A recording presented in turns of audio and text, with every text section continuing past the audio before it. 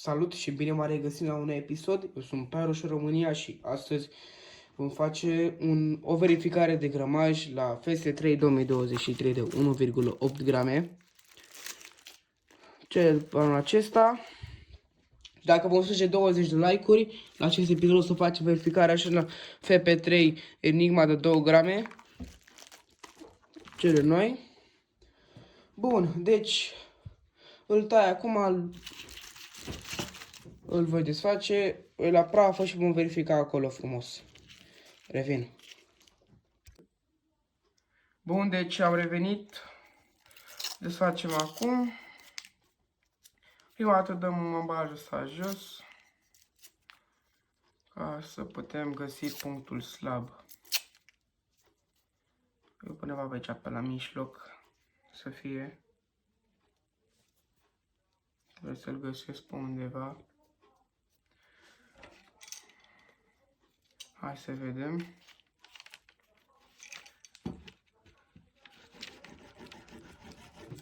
Bun, voi reveni, îl desfac și după voi reveni, adică trebuie să-l tai și... na. Bun, deci l-am desfăcut aici, prima dată am crezut că e aici, dar nu e aici. Era deosebit mai jos, adică era chiar la capăt. Bun, hai să vedem aici ce avem aici. Deci, extrem de puțin praf.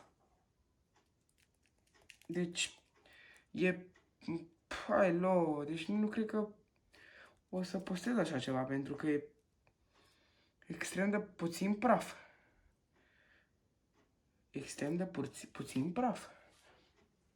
Extrem de puțin.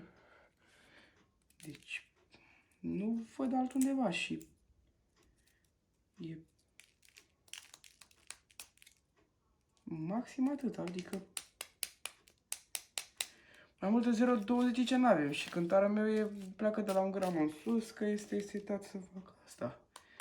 Nu știu cum să-l dau, nu știu dacă o să iasă.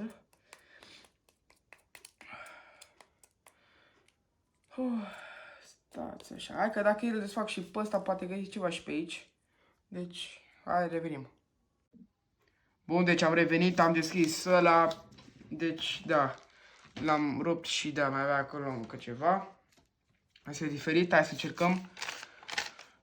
Din păcate, recipetul pe care l-am avut pierde, deci are rost să-l ținem, că pierdem din ăla. Deci 0 grame, 0 grame. Bun. Dăm acum, era ceva aici, gata, mai să vedem.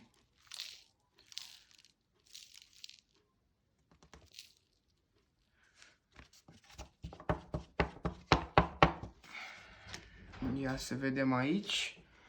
Deci, cred că are 0,98 ceva de genul, pentru că acest cântar nu are și virgula.